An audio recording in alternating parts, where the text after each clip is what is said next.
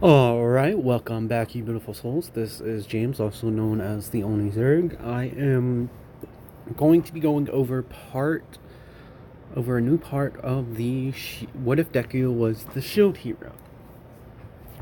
So, there's something I forgot to mention in the last part when Izuku visited the Hourglass, the interaction between him and the spirit hero, basically um Raftalia, like them seeing that Izuku had a slave and everything, does happen during that time.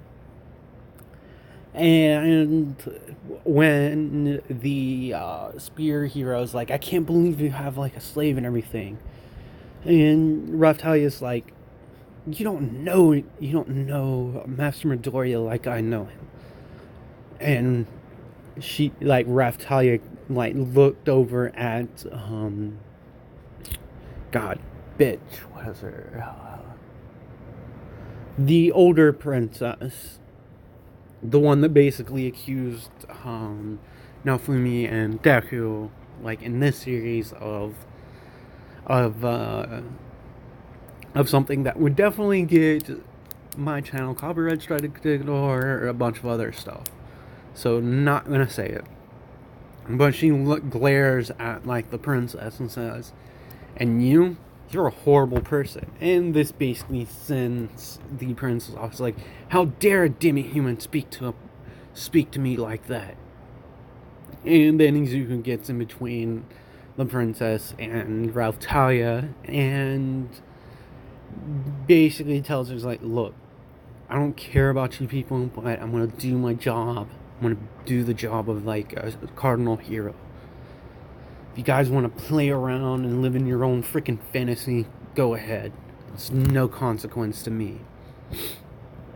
Raftalia, let's get out of here. Let's get away from these losers. And Raftalia's like, yes, master. Like, we shouldn't be wasting our time with these people.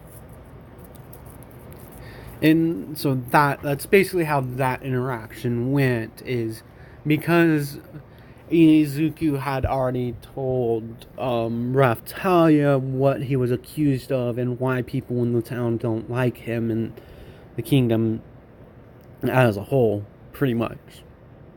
So that being said, we cut to the morning of, and Izuku and Raftalia, like the morning of, like when the wave is going to hit. So Izuku and Raftalia make their way to the blacksmith shop, and Izuku is sitting there, and the blacksmith brings out a bunch of stuff, and Izuku's like, I thought you needed more time. And the blacksmith, like, looks at him and is like, well, the thing is, I misjudged that because, like, you already had this refined and all I had to do was smelt it. So I was able to, like, actually get some equipment done and everything. So basically he gives him, like, his barbarian outfit, is like how, like, I would like to call it. And he's like, and also made a few little things for the young miss. And he shows her the sword, and it's like a pristine sword and everything. And Izuku is like, wow, that's a pretty good sword. And he's looking over while Raftalia is like holding it, and she's like, it feels weird. It feels balanced and everything. Like, it's hard to explain. It's like an extension of my arm. And the blacksmith kind of starts laughing. He's like, yeah, that took most of the time. I took in consideration of how big you were versus, like, the length of the blade, and I balanced the hilt to, like, the blade.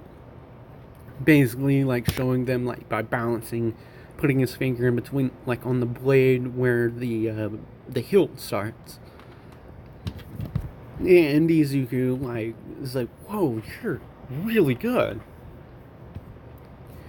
And the blacksmith was like, yeah, like, I have to, Like, it's my business to be, like, good. And that's why you come back to me, right? And Izuku kind of looks at him, like, smirks a little bit. You know that's not the reason I come back here. And they kind of laugh at this, and Izuku's like, well, we still gotta go by a few more shops and get a few more things. So, thank you again, and again, I will be back for, like, the rest of the equipment that we ordered.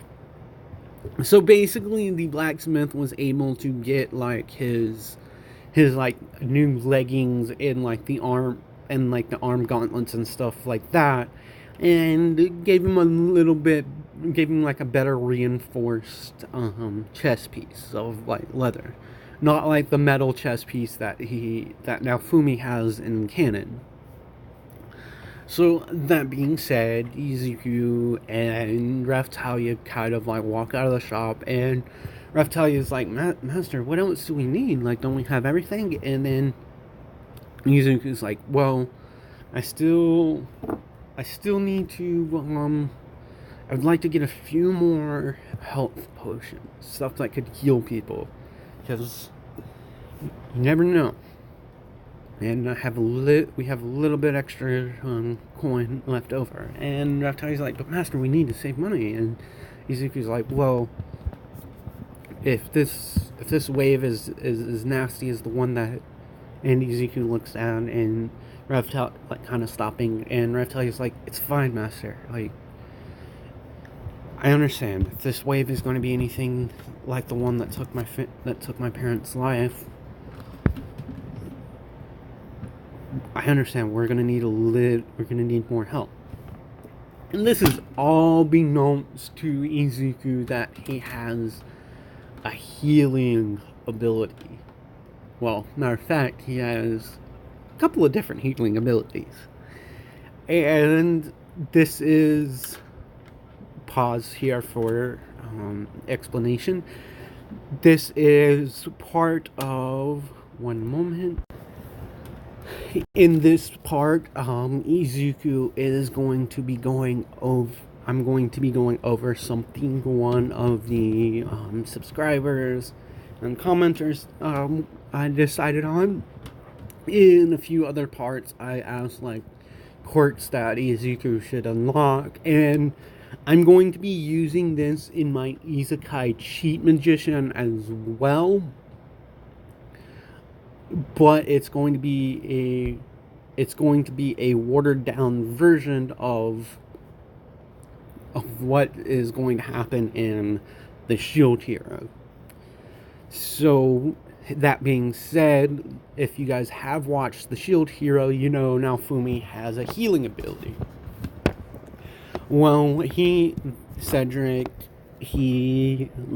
the subscriber, Cedric. He suggested a healing quirk.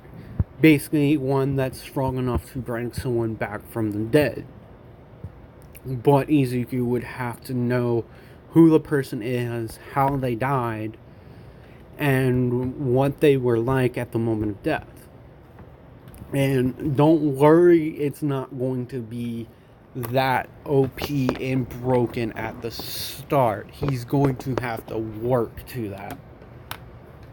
And I'm going to add this in because there's something I want to do, and it's going to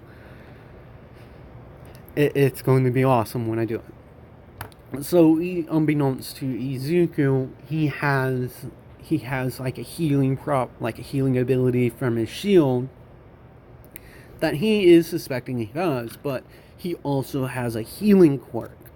Something that's similar to... It's similar to what Recovery Girl's quirk is. It's not exactly like Recovery Girl's where he kisses them, but it is like a healing quirk that operates on the same premises that Recovery Girl's quirk works on. So, that being said, let's get back into this story. So they go by the herbalist shop, and Izuku like picks up a few more herbs and stuff for like these potions and feeds them to his shield, and then he goes by the actual potion shop and asks, and he's asking that shopkeeper like, do they have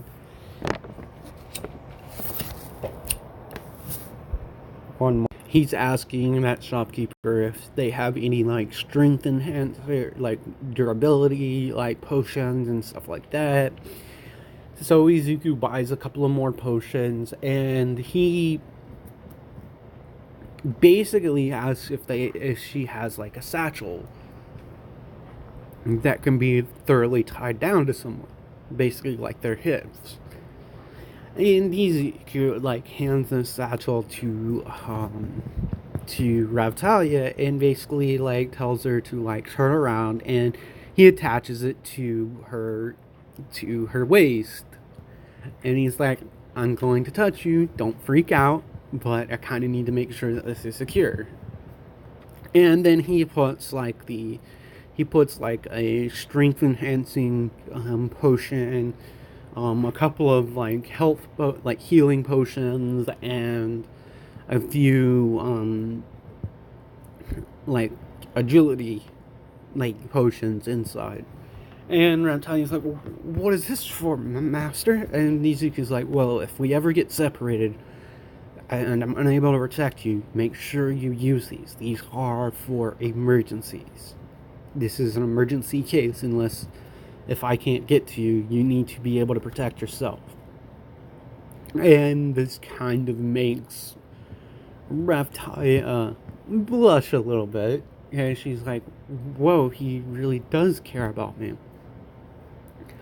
No, I'm not going to do like in canon where Raftalia, and because it's implied in the Rising of the Shield Hero that Raftalia and Naofumi will get together some way.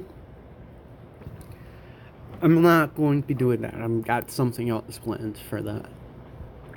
So they prepare, and Raftalia like stomach kind of growls, and Izuku's like, "Oh, you're hungry. I was kind of hungry too. We should definitely get something to eat, because who knows? It may be like a day or so before we can have time to like eat a good meal. And it's always good to like fight on a. It's not good to fight on an empty stomach," says Izuku. And so they go through town, and they find a new place, like a diner type place, and because Izuku's like, what kind of food do you want? Rattali says, I want this kind of stuff, but master, I don't want to, you've given me so much, like, I don't want to be bothered. And Izuku's like, it's not a bother. I kind of want something a little bit different than what we normally eat anyway, as well. So they get like good food, and they have a meal and everything, and a notification pops up on Izuku's screen saying like, prepare for teleportation to the wave. So Izuku prepares and gets ready, and they get teleported, and the spear hero, the sword hero, and the bow hero are there. And Mariyoshi like kind of runs up to Izuku and is like, you still, like, I don't, like, you stay away from me. Like, I don't need your help in this. You can just, you're a horrible person. You have a slave, and you're a cardinal hero. Cardinal heroes shouldn't own slaves, and basically goes on a rant, and he's basically like, kind of gut punches him, and he's like, look, dude, I don't give a crap what you think. You don't know the situation that she was in, and she probably would have died if I didn't take her. And this kind of shocks Rin and God, one woman. And this is kind of like shocking to Rin and the bow, like the sword hero and the bow hero. And these two, like, unlike canon,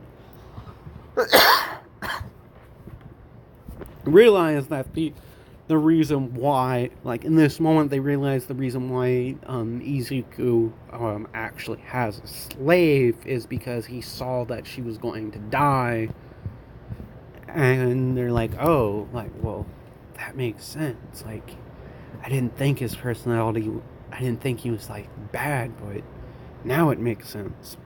Basically, the gears in their heads are turning. Unlike Motoyosu, who, man, the dumbass spear hero, who's a freaking idiot, in my opinion, doesn't really get that.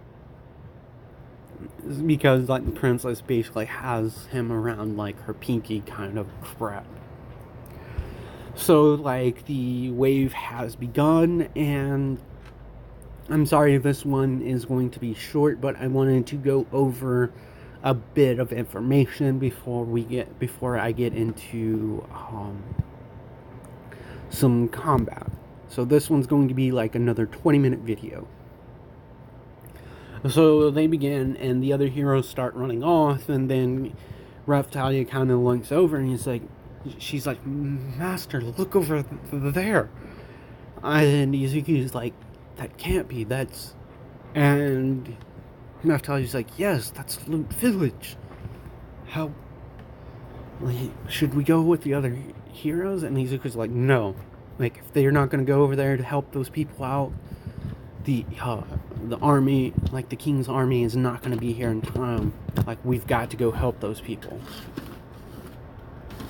And so Izuku and Raphtalia make their way to Loot Village from, like, that ledge that they were on.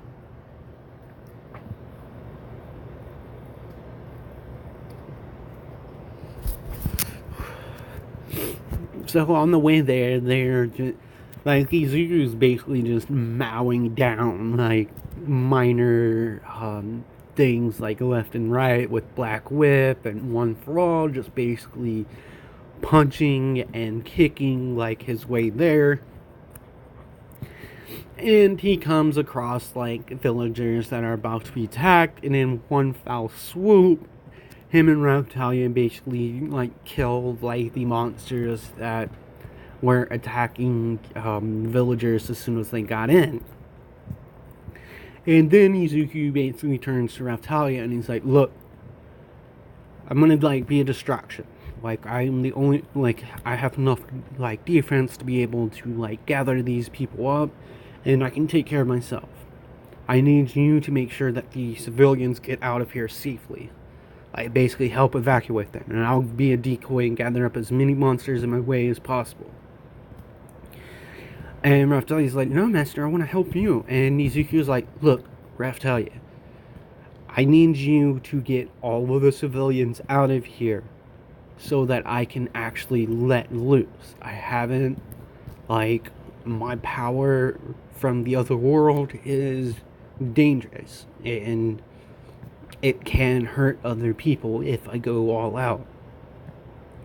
You are helping me. Like, if I know that you are evacuating the civilians, that you'll do an excellent job at that. And I'm trusting you. You need to, like, help protect them. So Raphtalia agrees to this, and she's